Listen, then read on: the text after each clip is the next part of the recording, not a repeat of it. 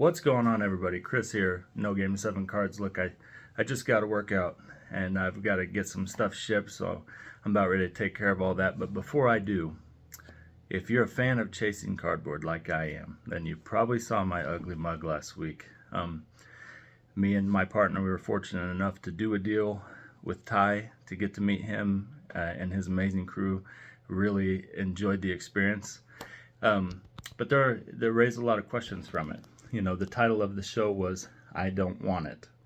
So I just kind of wanted to give everybody a little bit of behind the scenes perspective, into the things that are not seen whenever you're doing a deal, and how to navigate things whenever you can't strike a deal. I think that's important too. So first of all, why did I do it? Why did I call Ty?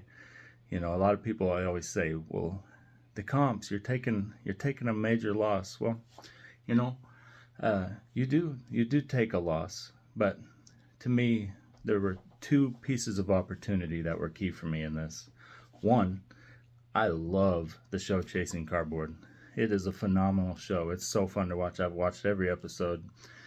So to just be part of that was pretty amazing. I mean, anytime that you have something that you enjoy that much and you're able to incorporate yourself into it somehow, I think it's worth the experience. Second of all, you know, me and my partner, we have a shop. So, it's going to help. We've already had people reach out to us. It's good for business. Third is cardboard opportunity. Okay, you guys know as well as I do, sometimes we all get a little tight, something pops up, and you want it real bad, but you don't have the money quite yet. And right then, the timing was impeccable. I gave up some really good cards. I gave up some good Kobe Bryants, and I am a Kobe collector.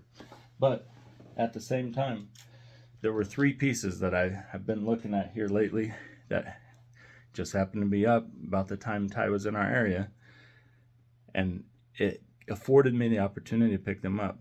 Like this Kobe, first year of Topps Chrome Black numbered out of 99 Kobe.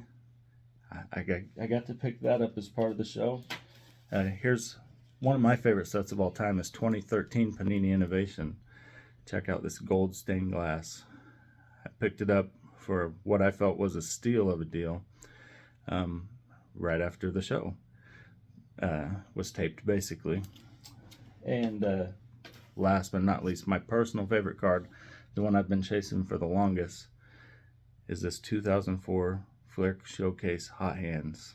This is the highest PSA grade. I absolutely love this card.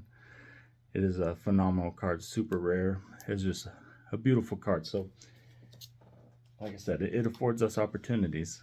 Is Ty gonna make money on it? I hope so. I really honestly hope so. I really like those guys. It's a lot of cards to move, so it's gonna take them some work. But I think they're gonna make money, and I hope they do. We're both gonna benefit from it, and that's the best kind of deal in my opinion. And now, what about the stuff that they don't want? What are you gonna do with that, right? We all find ourselves in that situation. There are a lot of good options, and I'll tell you, my favorite option is using a consigner. DC Sports 87 is a phenomenal card consigner. I want to go through some of those cards with you real quick. I'm going to pause this and turn it around. Alright, so my workstation is an absolute mess. I've got a bunch of cards that are being prepped for grading. Just a bunch of cards that are nice, cheap, rare cards that I really don't want to sell. And then this is all stuff that came from those big boxes that were under the table that they did not want.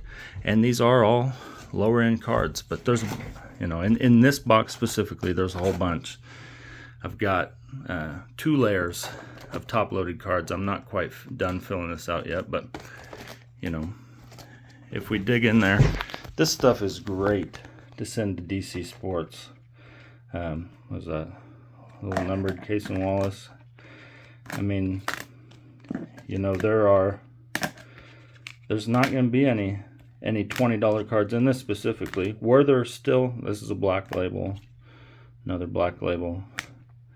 You know, these are still nice cards. Tim Duncan rookie, Cat rookie, a nice silver Embiid, nice green Embiid from 2017, Brady, LeBron, Griffey, another Griffey insert, Brady, Jimmy Butler, is that numbered? Yeah, 199.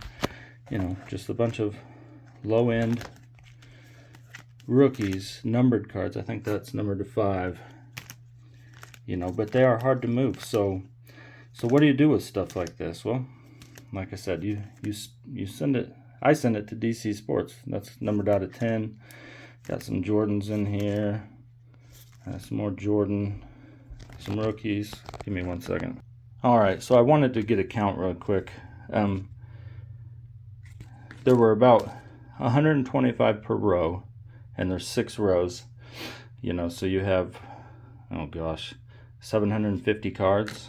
You know, 750 if you can get at least a couple bucks out of all these. That's a nice one out of 500.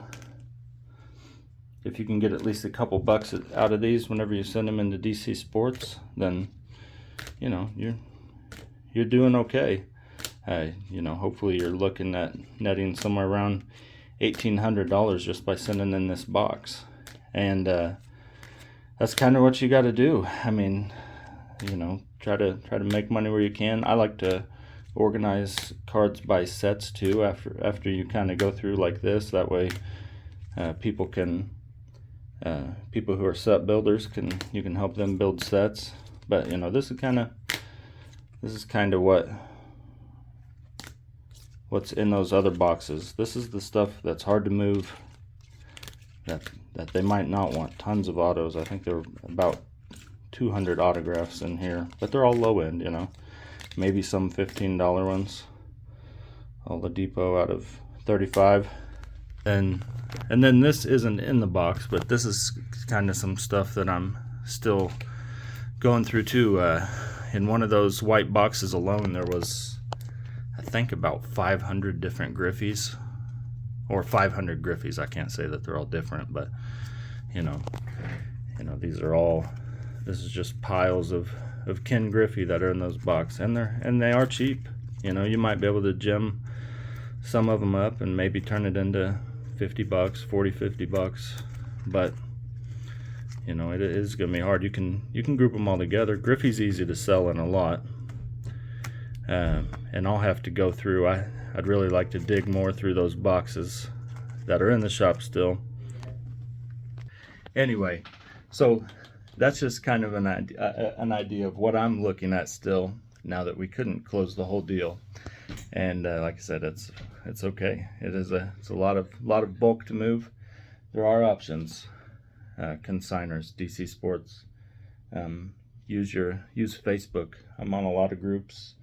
You can sort things up by player, by team, by sets, and it's a little bit easier to move that way. You might be taking a big discount on them, you know, but that's okay if you have a lot of bulk. People still like it. There's a lot of good sets. I think I have like a 1994 Electric Diamond. I have like, I don't know if I have the whole set, but I have like 700 cards, which is more than the whole set, but there might be some missing. But you know, that's the kind of stuff that people like, and you might not be able to take your time and sell them each, you know, 50 cents to $2, depending on the stars or commons out of them, but you know, you can move that whole lot pretty quickly for $50-60 or something like that. So anyway, that's kind of some of the thought process, some of the behind the scenes stuff. You know, it is a show that's edited for content. Apparently I ramble on a bunch. There were a couple comments about that. I probably do. It is also edited, so you get to unfortunately hear my voice maybe too much, but I just wanted to share that with you guys. And I hope you guys enjoy the show. If you're not subscribed to Chasing Cardboard, you should, because it's a phenomenal show. I appreciate Ty, I appreciate Matt. It was a joy meeting his boys that were there helping too. And that's it. So until next time, keep chasing.